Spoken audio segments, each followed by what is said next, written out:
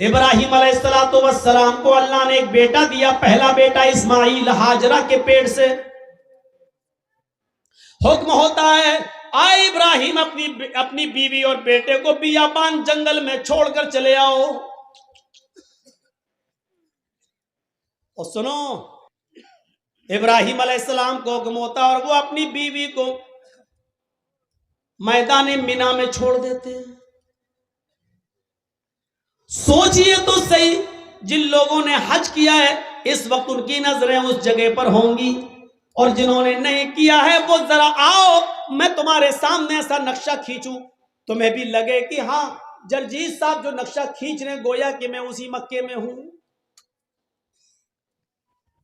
جس جگہ پر ابراہیم علیہ السلام نے اپنی بیوی ہاجرہ کو چھوڑا اس وقت ان کے پاس تھوڑا سا ستو تھا،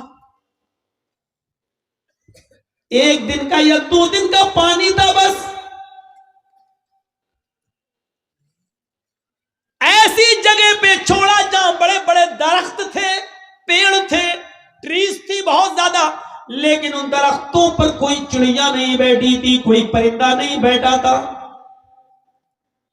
چڑیاں بھی ایسی جگہ پر گھونسلے بناتی ہیں جہاں آس پاس ان کو پانی مل جائے، لیکن وہاں تو آس پاس کہیں پانی ہی نہیں، اس لیے چڑیوں نے، کووں نے، کبوتروں نے گھونسلے بھی نہیں بنائے، پانی نہیں تھا دور دور تک۔ تو ایسی جگہ پر چھوڑا اپنی بیوی کو۔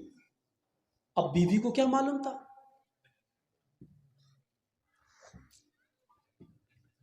بیوی کو نہیں معلوم تھا، وہ تو سوچ رہے ہیں یہاں پر ہسبینڈ کے ساتھ، شوہر کے ساتھ جا رہے ہیں، اور ابراہیم علیہ السلام نے بھی نہیں بتایا کہ ہم تمہیں چھوڑنے جا رہے ہیں، واپس آ جائیں گے۔ سرجیکل اسٹرائک اس کو کہتے ہیں۔ چھوڑ دیا، درخت ہیں لیکن چڑیاں نہیں ہیں، سائیں بیت رہی ہے جنگل میں۔ اور آج بھی مولانا جرجیس کو رات کے اندھیرے میں مالدہ سے، کلیا چک سے مالدہ جانے میں ڈر لگے گا، رات میں 2 بجے 3 بجے 4-5 لوگوں چاہیے ہمیں پہنچانے کے لیے۔ لیکن سوچو آج لائٹیں ہیں تب، موبائل کا زمانہ ہے تب، وہاں تو لائٹوں کا زمانہ بھی نہیں ہے۔ اور ابراہیم علیہ السلام اپنے ساتھ تیل بھی نہیں لے گئے اور ٹارچ تک نہیں ہے کہ راستہ دکھا سکے۔ بیابان جنگل میں اسماعیل کو اور ہاجرہ کو چھوڑ دیا۔ اللہ کی قسم 10 منٹ بھی اپنی بیوی کے پاس نہیں بیٹھے، یہاں چھوڑا، چادر بچھائی اور بیوی سے کہا یہاں بیٹھو اور بچے کے پاس رہو، جانے لگے۔ ہاجرہ نے دیکھا کہ ابراہیم جا رہے ہیں، بچے کو اسی زمین کے اوپر پڑا ہوا چھوڑ دیا۔ ہاجرہ دوڑتی ہوئی جاتی ہیں اور اپنے شوہر ابراہیم کا دامن پیچھے سے پکڑتی ہیں۔ آئے ابراہیم، کہاں جا رہے ہو؟ ابراہیم علیہ السلام نے ہاتھ پکڑ کر جھٹک دیا، اپنی بیوی کے سوال کا کوئی جواب نہیں دیا۔ آگے پھر بڑھ گئے، بیوی نے پھر کہا میں آپ ہی سے کہہ رہی ہوں، آئے میرے ہسبینڈ کہاں جا رہے ہو؟ کوئی جواب نہیں دیا۔ ہماری عورتیں تو جواب دینے میں بڑی ماہر ہیں، ہر چیز کا جواب نہیں ہوتا ہے، بہت سی چیزوں کا جواب خاموشی بھی ہوتا ہے۔ ابراہیم علیہ السلام اپنی بیوی سے کے سوال کا جواب نہیں دے رہے ہیں، جانتے ہیں کہ جواب دیں گے تو دوسرا سوال اٹھے گا، اس کا جواب دیں گے تو تیسرا اٹھے گا، وقت کی بربادی ہوگی۔ چلے آگے، بیوی نے پھر کہا اے ابراہیم کیا مجھ سے کوئی غلطی ہو گئی؟ ایک بیوی کا جو فرض ہے کیا میں اس کو نبھانے میں ناکام رہی؟ کیا میں نے آپ کے ساتھ کوئی غلط کیا؟ کیا آپ مجھ سے پریشان ہیں؟ میں نے آپ کو کبھی کسی چیز کا دکھ دیا ہے؟ شاید ابراہیم علیہ السلام کے پاس ہاجرہ کے اپنی بیوی کے سوال کا جواب بھی نہیں تھا۔ وہ آگے بڑھتے چلے جا رہے ہیں، اپنی بیوی کے سوال کا کوئی جواب نہیں دے رہے ہیں۔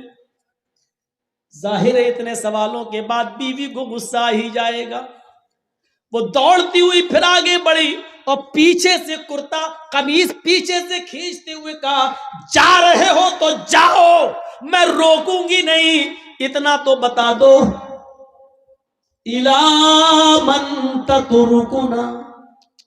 قرآن کے الفاظ دیکھیے،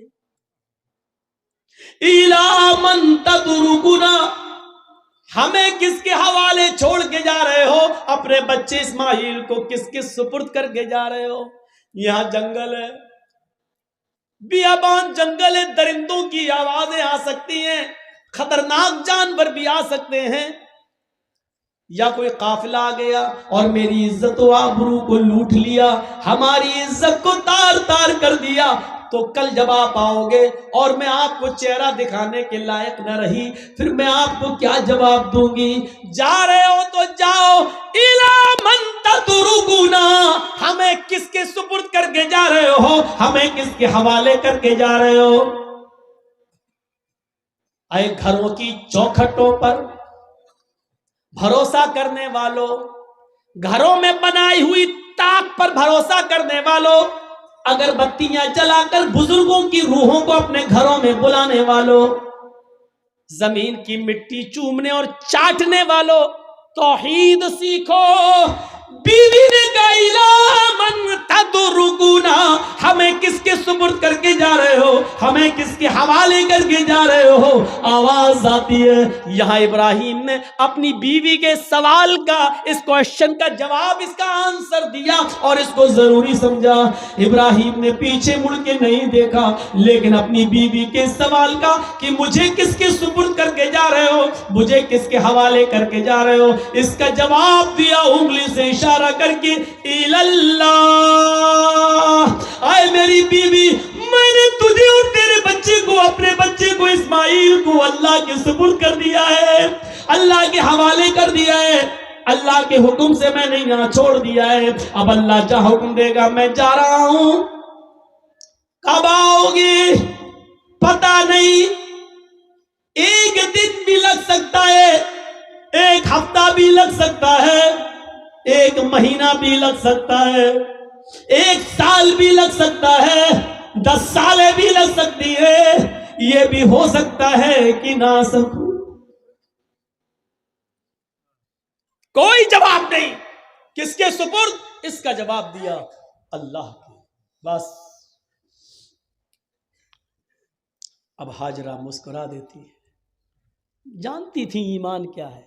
دیکھیے، جو خوف تھا کہ شیر نہ کھا جائیں، جو خوف تھا اس جنگل میں کوئی آ کر میری عزت و آبرو نہ لوٹ لے، جب ہاجرہ نے سنا، میرے شوہر نے کہا اللہ کے، ایمان دیکھیے، دامن چھوڑ دیتی ہے، طاقت آ جاتی ہے ایمان کی ہاجرہ کے اندر، اور کیا کہتی ہیں؟ اب آپ جائیے، اب آپ جائیے۔ ابراہیم نے پیچھے مڑ کے نہیں دیکھا، چلے چلے جا رہے، پیچھے مڑ کے دیکھیں گے بچہ انگوٹھا چوس رہا ہے، پیر ہلا رہا ہے، کہیں بچے کی محبت میرے دل میں جوش نہ مار جائے، کہیں ہم پھر اپنے بچے کے پاس لوٹ کے نہ آ جائے، کہیں اللہ کے حکم کی نافرمانی نہ ہو جائے۔ پیچھے مڑ کے نہیں دیکھ رہے، ایمان قربانیاں مانگتا ہے، تم ڈی جے کی قربانی نہیں دے سکتے ہو۔ نام ہے اکرام الدین، نام ہے تجمل، نام ہے طفیل احمد، نام ہے محمد جرجیس، نام ہے محمد فلاں محمد فلاں۔ پوچھو قربانی کیا دی ہے؟ کچھ نہیں، لی اور ہے دوسروں کی، دی کچھ۔ اب جاؤ، چھوڑ دیا۔ جب ابراہیم 10 قدم آگے بڑھ گئے، تب بیوی نے کہا اب میری فکر مت کرنا، اس بچے کی فکر مت کرنا، اے ابراہیم اپنے کام میں من لگانا، اللہ تمہیں جس کام کے لیے بھیج رہا ہے اس کام کو دل و جان سے کرنا، میری فکر مت کرنا، میری طرف دماغ مت لگانا، اس بچے کے بارے میں مت سوچنا۔ اے میرے ہسبینڈ، آپ نے نے مجھے اللہ کے سپرد کر دیا ہے، میں آپ سے وعدہ کرتی ہوں اذن لا یضیعن اللہ ابدا، اللہ اب ہم کو ضائع نہیں کرے گا، اللہ اب ہم کو برباد نہیں کرے گا۔ کیا توکل تھا، کیا بھروسہ تھا، کیا بلیف تھا اللہ کی ذات پر۔ اب آپ کو جہاں جانا ہو جائیے، اللہ اب ہم کو ضائع نہیں کرے گا، اللہ ہم کو اب برباد نہیں کرے گا، اللہ ہم کو اب رسوا نہیں ہونے دے گا۔ اب آپ اپنا کام من لگا کے کرنا، اللہ کا کام من لگا کے کرنا، اس میں کوتاہی مت ہونے دینا۔ یہاں ہم سنبھال لیں گے، ہم دیکھ لیں گے۔ ایک بیوی نے اپنے شوہر کی ایسے ہمت بنائی اور ان کے کام میں تعاون کیا اور رکاوٹ نہیں بنی دین کے لیے، جانے دیا۔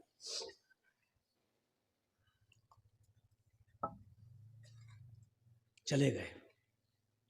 اب جو چیز بتانا چاہتا ہوں وہ دیکھیے، اس ایمان کی طاقت کا نتیجہ کیا نکلا۔ ستو ختم ہو گئے، پانی ختم ہو گیا۔ ہاجرہ کہتی ہے میں تو پیاسی رہ جاؤں گی، بچہ کیسے پیاسا رہے گا، پانی نہیں ہے۔ سوچتی اس پہاڑی کے اوپر چڑھ کر دیکھوں، شاید پہاڑی کے نیچے کوئی بستی، کوئی قبیلہ رہتا ہو، پانی مل جائے۔ اندر پہاڑی کے اوپر چڑھ جاتی ہے، اس پہاڑی کا نام ہے صفا۔ صفا سے جھانک کر دیکھتی ہے، کچھ نہیں ہے، کھائی پڑی ہوئی ہے، گہری کھائی ہے۔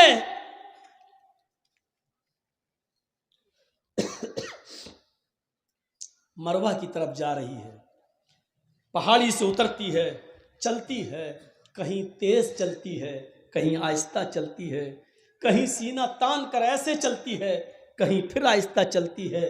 جہاں جہاں وہ تیز دوڑی تھی، سعودی گورنمنٹ نے وہاں گرین لائٹ لگا دی ہے، ہری بتی، یہاں سے تمہیں تیز دوڑنا ہے، اور جہاں ختم ہوتی ہے وہاں آہستہ ہونا ہے، پھر جہاں گرین ہے وہاں پھر تیز دوڑنا ہے۔ لیکن مردوں کے لیے، عورتوں کے لیے اپنی نارمل چال۔ ہاجرہ کہیں تیز دوڑی، کہیں آہستہ، مروہ پہ پہنچ گئیں، وہاں جھانک کر دیکھا، کھائی پڑی ہے، کچھ نہیں۔ لیکن بچے کی پیاس ایسا مائنڈ خراب کر رہی تھی، وہ جانتی ہے پہاڑی کے نیچے کچھ نہیں، پھر بھی بار بار چکر لگا رہی ہیں، پھر صفا پھر مروہ، پھر صفا پھر مروہ، 7 چکر لگاتی ہیں، 7 چکر۔ پھر آ گئی اپنے بیٹے کے پاس اور کہتی ہیں اللہ میں نہیں جانتی، جو کر سکتی تھی وہ کر لیا، میرے شوہر نے، ابراہیم نے مجھے اور اس بچے کو تیرے سپرد کیا ہے۔ اے اللہ اگر آج میں ہلاک ہو گئی، یہ بچہ ہلاک ہو گیا، تو دنیا کو تیرے اوپر سے بھروسہ اٹھ جائے گا، تیری ذات سے بھروسہ اٹھ جائے گا۔ اے اللہ میرا ہسبینڈ، میرا شوہر مجھے اور اس بچے کو تیرے سپرد کر کے گیا ہے۔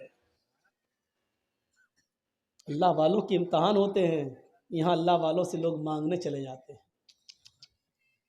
تصور کرو آپ،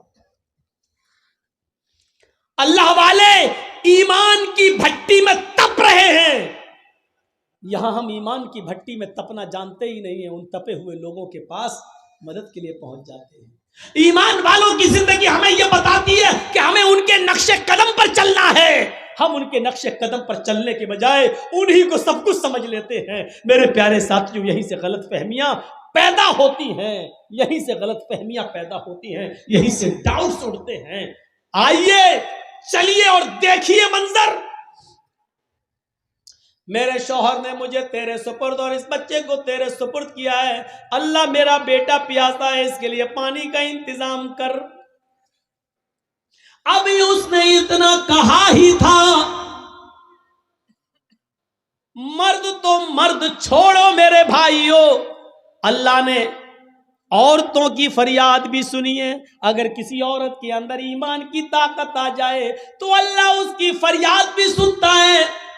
ایمان عورت کے اندر ہاجرہ کی دعا رنگ لائی، اللہ نے کہا جبریل کیا دیکھ رہی ہو، میری بندی کی اگر میں مدد نہیں کروں، اسماعیل کو اگر آج میں پانی نہ پلاؤں تو میرے علاوہ کون ہے جو میری بندی کی فریاد سنے گا؟ جاؤ، آئے جبریل زمین پر جاؤ، جہاں میرا بندہ اسماعیل اپنی ایڑیاں رگڑ رہا ہے، جہاں اس کے پیروں کی ایڑیاں زمین پر رگڑ کھا رہی ہیں، اسی جگہ پر تم اپنا پر مارو اور میری قدرت کا کرشمہ دیکھو۔ جبریل نے اسی جگہ پر مارا اور پانی کا چشمہ جاری ہو گیا، چشمہ پھوٹ گیا پانی کا۔ ہاجرہ نے پانی دیکھا، پانی بہہ رہا ہے، ہاجرہ اس کو اپنے دامن میں سمیٹنے لگی۔